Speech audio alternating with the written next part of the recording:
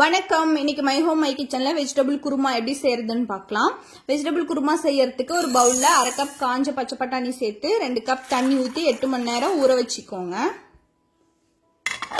8 மணி நேரம் நல்லா ஊறினதுக்கு அப்புறமா மீதி இருக்க தண்ணி எல்லாத்தையும் வடிச்சிட்டு பட்டாணியை தனியா எடுத்துருங்க. இப்போ இந்த பட்டாணியை ஒரு சின்ன குக்கர்ல சேர்த்துட்டு கூடவே 2 கப் அளவுக்கு தண்ணி ஊற்றி மூடி போட்டு விசில் போட்டுருங்க. அடுப்புல வச்சுட்டு 3 விசில் விட்டு வேக வச்சு எடுத்துக்கோங்க.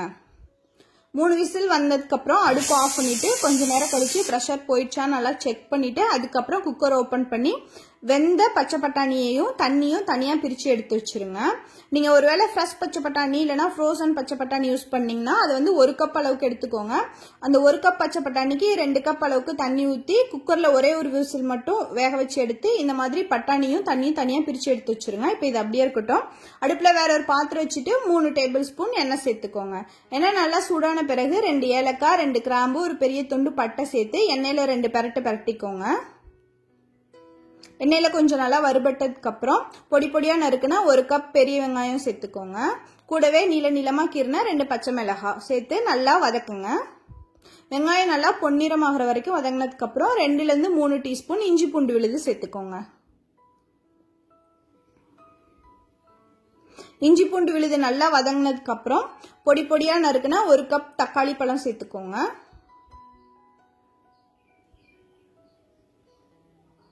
தக்காளியும் நல்லா வதங்கினதுக்கு அப்புறம் 1/2 டீஸ்பூன் மஞ்சள்தூள், 1/2 டீஸ்பூன் கரம் மசாலா, 1 டீஸ்பூன் மிளகுத்தூள், 2 ல இருந்து 3 டீஸ்பூன் மிளகாய் தூள், 2 டீஸ்பூன் கொத்தமல்லி தூள் சேர்த்து மசாலாவோட பச்சை வாசனை போற வரைக்கும் நல்லா வதக்குங்க. இந்த மாதிரி நல்லா வதக்குனதுக்கு அப்புறம் 1/2 கப் நறுக்குன பீன்ஸ், 1 கப் காலிஃப்ளவர், அப்புறம் நறுக்குன 1 கப் கேரட், அப்புறம் 1/2 கப் அளவுக்கு உருளைக்கிழங்கு சேர்த்துட்டு இதை நல்லா கலந்து விடுங்க.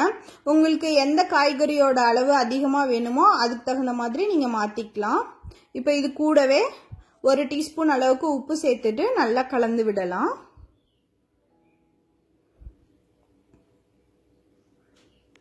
நல்லா கலந்த பிறகு நம்ம வேக வச்சு எடுத்தோம் இல்லையா பட்டாணியோட தண்ணி, அந்த தண்ணியை வந்து இந்த காய்கறி கூட சேர்த்துடலாம்.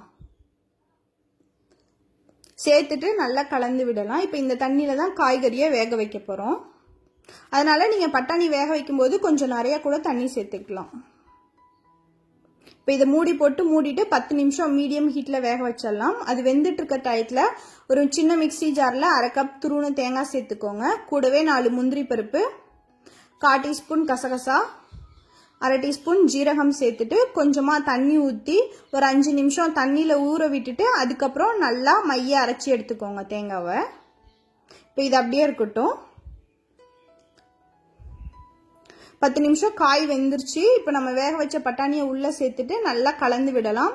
கலந்து விட்டுட்டு மறுபடியும் மூடி போட்டுட்டு ஒரு 3 ல இருந்து 5 நிமிஷம் பட்டாணியில மசாலாலாம் இறங்குற அளவுக்கு ஒரு 5 நிமிஷம் கொதிக்க விட்டுட்டு இப்போ நம்ம அரைச்ச தேங்காய் பேஸ்ட்டை உள்ள சேர்த்துக்கலாம். கூடவே நமக்கு குருமாக்கு எந்த அளவுக்கு தண்ணி வேணுமோ அந்த அளவுக்கு தண்ணி சேர்த்துக்கோங்க. முன்னே நம்ம வந்து 1 டீஸ்பூன் உப்பு சேர்த்தோம். இப்போ குருமாக்கு எந்த அளவுக்கு உப்பு தேவையோ அந்த அளவுக்கு உப்பு சேர்த்துட்டு நல்லா கலந்து விட்டுருங்க. நல்லா கலந்து விட்டுட்டு இப்போ மூடி போட்டு மூடிடலாம். அந்த தேங்காவோட பச்சை வாசனைலாம் போற வரைக்கும் 6 ல இருந்து 7 நிமிஷம் நல்லா கொதிச்சு வேகட்டும்.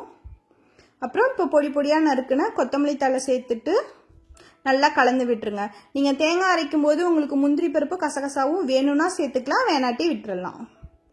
அவ்வளவுதான், நம்மளோட வெஜிடபிள் குருமா சாப்பிட்றதுக்கு தயாராயிடுச்சு.